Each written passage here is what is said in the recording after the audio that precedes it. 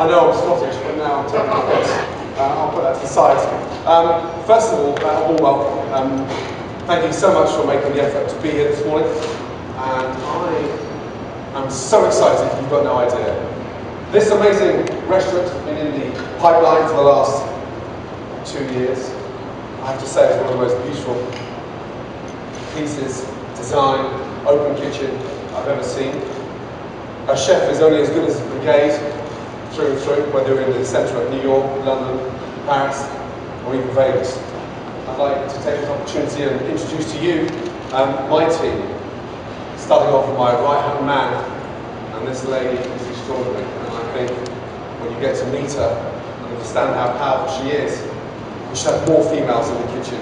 Please give a warm welcome to Andy Van Willigen, please. Thank you.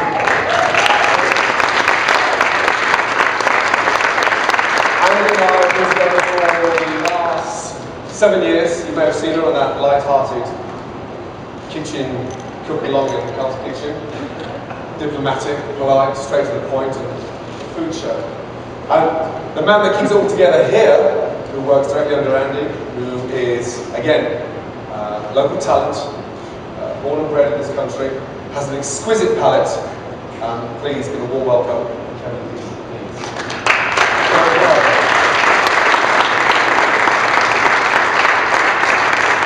And backing Kevin is the most extraordinary pastry chef extraordinaire. This man has a touch with desserts unlike no other. Controlled, incredibly educated, and as you know, pastry is chemistry, but microscopic detail to absolute perfection. Please give a warm welcome to Stephen Yu. Thank you.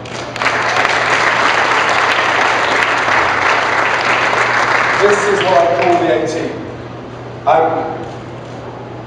This is my first ever steakhouse in America. I think now that Vegas is one of the most sought after, one of the most dynamic cities for food anywhere in the world. I've opened restaurants in Paris, New York, London, but I don't think I've ever come up against such amazing, fierce competition. I think every top chef in the world is gracing the swimming pool of Caesar's Palace this evening ahead of that amazing Bon Appetit launch. I feel sorry for the customers who are eating their restaurants. All the talent going around by the pool.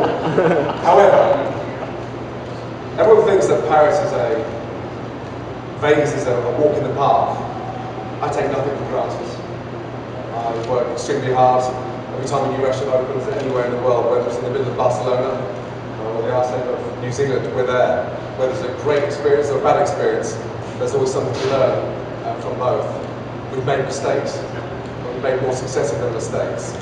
I think the secret to success is all about the path littered with mistakes, well handled. And no one's perfect, especially not in this city. Why steak?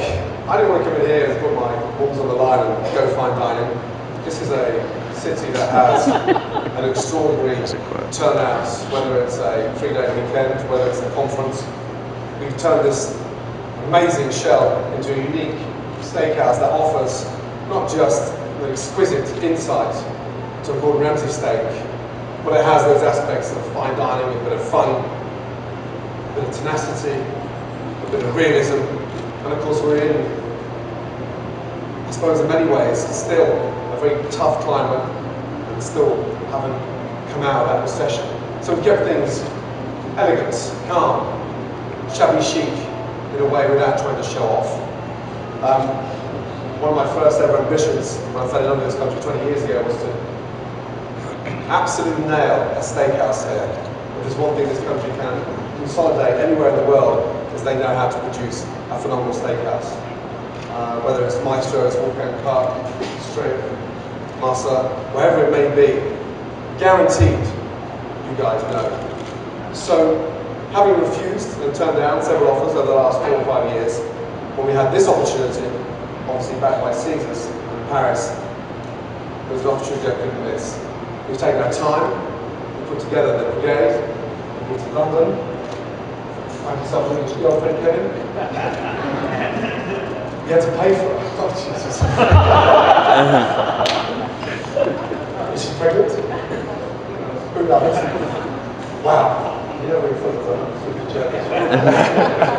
And I sorted out an English rose. And the team have been there and they've understood what we're about. And Andy and I, like I said, we worked together the last 7 years. So this whole thing with the insight and the significance, I suppose, carte blanche from Jeffrey. Because Jeffrey, in all honesty, you are just a frustrated chef. I am. You know that? I do know that. You eat, drink, sleep, food, and it's been an absolute dream working with you. Every little detail is over. And of course, now the fact that these phenomenal iPads, as you know, we can Skype literally seconds away. I was in Iceland this time last weekend, did a little bit of research and development. And I said to Andy, right, where's Jeffrey? Where is he? He said, he's standing on the end of the hot plate with a gun. Shit, with a gun? Seriously. And there he was, standing at the side of the hot plate with a gun, checking the temperature inside the mac and cheese with a laser. A round of applause for such a good talk for you. Come on.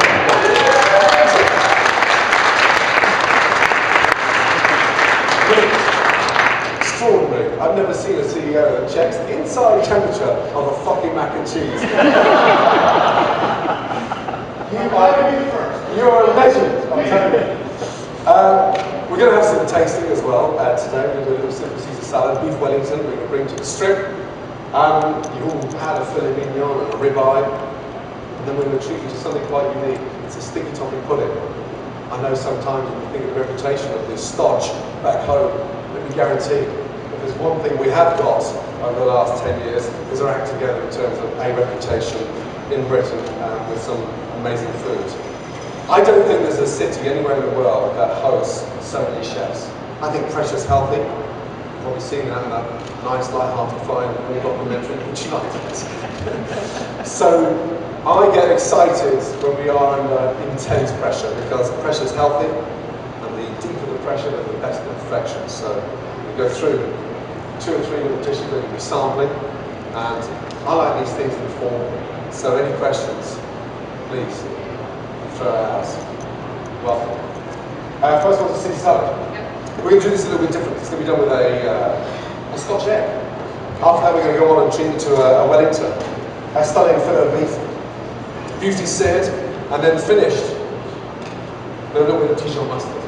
As the steak's cooling down, the Dijon mustard sort of penetrates with that heat, a little bit of acidity to it, but more importantly, it sort of almost tenderizes. So therefore, we can actually cook it less. Leave it resting so it melts in the mouth. Then that's wrapped with serrano ham, a beautiful duck salad mushrooms, sometimes we use porcini when they're in season, and then a savoury pancake, crepe, very, very thin, that insulates the whole lot. A very buttery, delicious salt crust puff pastry, and then baked. One of my first jobs in Paris was a pastry chef, because it's one of the mundane jobs and I needed it in order to speak French. Go up to speak with the kitchen language. I had the most amazing mentor. You probably heard of a man by the name of Guy Savoy.